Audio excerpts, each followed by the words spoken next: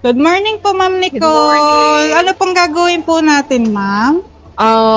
Ano po ba yung maganda dyan na maging ano siya? Healthy looking po. Opo, healthy Okay po.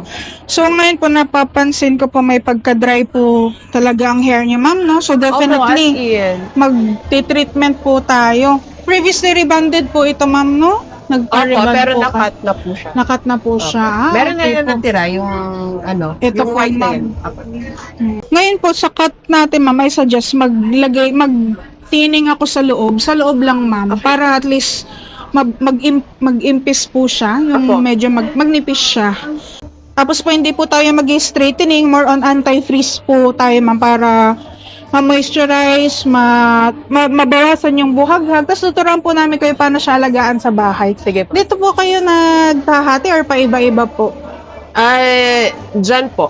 Dyan, Ma'am. Opo. Opo, Ma'am. Ayun, Ma'am. Kamusta po, Ma'am? Very nice.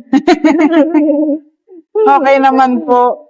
Sobrang okay. So, ayun po, Ma'am. Maintain nyo lang po siya ng maganda, Ma'am, yung Fora po sana na hair mask, tsaka po ng anti-yellow shampoo or yung sulfate-free.